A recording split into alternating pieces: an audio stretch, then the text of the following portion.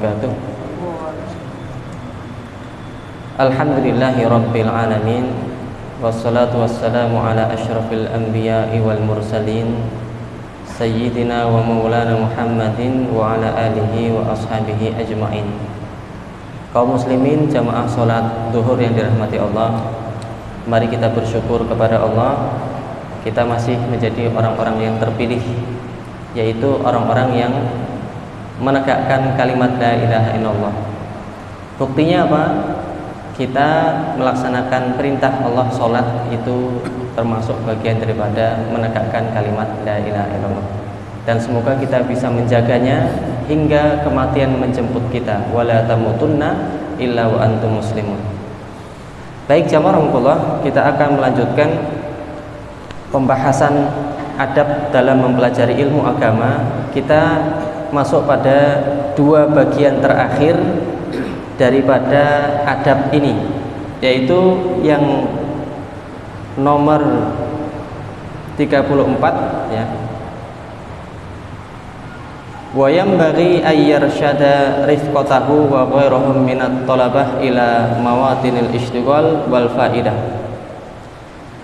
Yang pertemuan kemarin kita mengetahui bahwasanya ketika ada bermajlis, berhalaqah mencari ilmu, itu jangan membiarkan ya atau ithar, mendahulukan orang lain daripada kita. Kalau ada tempat kosong, harusnya kita duluan yang maju.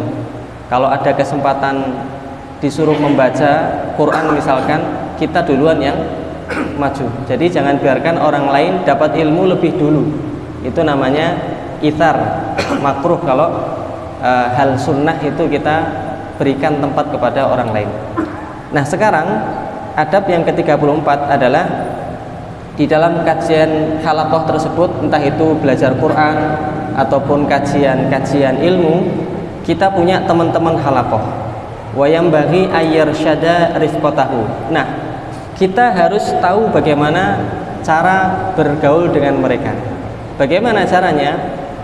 Kita arahkan mereka menuju kepada kebaikan. Nah, hendaknya memberikan petunjuk kepada teman-teman belajar kita. Maksudnya bagaimana? Ya, agar mereka istighal wal faidah, ya, memperhatikan materi. Misalkan ada yang kurang mendekat ke halaqah, kita ajak, ayo Pak lebih dekat biar kedengaran suaranya. Atau misalkan ada yang berbicara sendiri, Pak ini Mas atau Dek, ini kita dengarkan ustadznya, yuk perhatikan gitu. Atau ya dia tertidur misalkan, kita bangunkan, ayo Pak kita dengarkan kajian. Nah itu namanya saling memberikan petunjuk kepada teman-teman di halaqah. Wa yadhkuru lahum ma istifadatuhu ala jihatin nasihah wal mudzakarah. Terus kita juga memberikan nasihat kepada teman-teman halaqah kita, teman-teman pengajian, teman-teman belajar, dan juga memberikan ilmu kepada mereka. Wa bi irsyadihim yubarik lahu fi ilmihi, ya, agar memberikan keberkahan di dalam ilmunya. Wa yastaniru qalbahu, dan memberikan cahaya kepada hatinya. Ada manfaatnya jamaah ketika kita dalam satu jamaah sebagai murid, ya, murid halaqah, murid pengajian, itu memberikan ilmu kepada yang lainnya. Rasulullah SAW bersabda, man dalla ala khairin falahu ajru mithla ajri fa'ilihi. Siapa yang memberikan ilmu kepada orang lain, dia dapat pahala sama. Ya, ada sebuah kisah nyata yang saya alami, saya lihat ketika di pondok pesantren Tahfidzul Quran, itu para santri menghafalkan Quran, tapi di luar sana itu ada satpam. Nah satpamnya ini, ya, ketika santri-santri selesai hafalan itu minta disimak oleh satpamnya minta disimak oleh santrinya. Nah, jadi para santri ini ternyata selain mereka belajar, mereka juga mau untuk mengajarkan bacaannya kepada orang lain. Bacaannya satpam ini disimak dan dia setoran hafalan kepada para santri tersebut. Ternyata 1 tahun berlalu, Pak Satpam ini yang tugasnya menjaga keamanan ternyata berhasil menghafalkan sejumlah 8 juz ya. Karena simaan sama murid-murid pesantren tersebut. Masya Allah tabarakallah, akhirnya terus dia setoran bertambah hafalannya, bahkan ya karena keberkahan murid-murid tadi yang nyimak satpam ini, akhirnya satpam ini buka TPQ tahfidz di rumahnya. Santrinya ada 400 orang, bisa dicek di daerah Tawangmangu sana. Santrinya 400 orang, dan juga beliau menjadi ya guru, akhirnya menjadi seorang guru tahfidz. Nah, karena apa? Karena tadi murid-murid yang tadi itu mereka mau nyimak dan mau ngajarin. Dan yang kedua, karena satpam ini punya keinginan yang kuat untuk menghafalkan. Dia perbaiki bacaannya, dia setoran terus. Nah, setiap orang yang belajar Quran pasti diangkat derajatnya oleh Allah Subhanahu wa taala. Tayyib. Ini poin pertama, yaitu hendaknya sesama jamaah pengajian kita saling memberikan nasihat, saling memberikan manfaat. Wa tata'akkad al-masail ma'ahu ma'a jazili thawabillahi azza wa jalla. Saling menguatkan materi. Misalkan kalau ada kajian Ustadz Sirah Nabawiyah ya, di sini, maka pas di luar kita bahas juga, ada diskusi. Bagaimana tadi yang disampaikan? Oh, begini.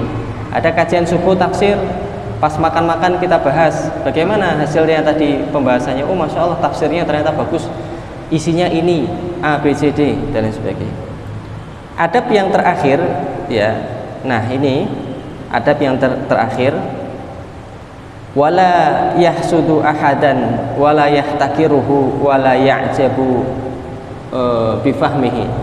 Yang terakhir adalah ketika kita menjadi seorang pembelajar yang berhasil ya, panjenengan bapak-bapak, ibu-ibu sedoyo ternyata pinter ya, pinter membaca Quran, dari belajar pinter ilmu fikih, pinter ilmu macam-macam, jangan kemudian merasa dengki ya, dengki kepada yang lain, dan juga jangan merasa takjub dengan kepahamannya atau merasa heran atau sombong dengan ilmu yang dimiliki ya.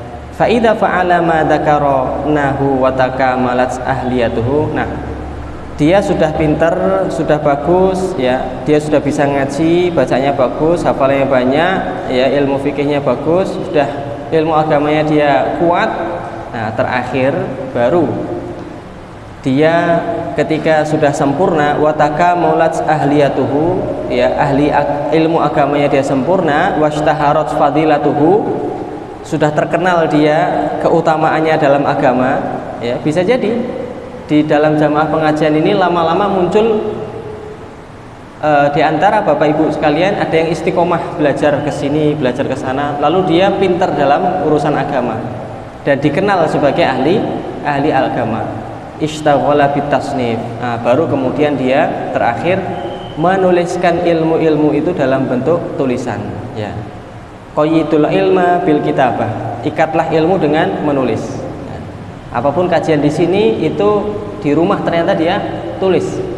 Ternyata rajin dia kumpulkan tulisan itu, tahu-tahu dalam 1 tahun sudah menjadi sebuah buku yang tebal ya, berisi tentang ilmu yang pernah dia dengarkan. Nah, inilah ciri khas ulama, kiai, ustadz itu mereka rata-rata punya tulisan. Ternyata kumpulan materi itu terangkum dalam sebuah buku ya. Di sini ada juga jamaah yang mengumpulkan materi sehingga menjadi sebuah buku tebal, ternyata bisa jadi tesis ya, karena lama-lama dikumpulkan tulisan jadi banyak ya. Jadi jamaah rahmatullah, ketika sudah kita matang ilmunya, terkenal dengan ilmunya, maka langkah berikutnya kita adalah menuliskan ilmu yang kita miliki dalam bentuk ya, tulisan ya, dalam bentuk tulisan. Qayyidul ilma bil kitabah, ikatlah ilmu dengan menulis.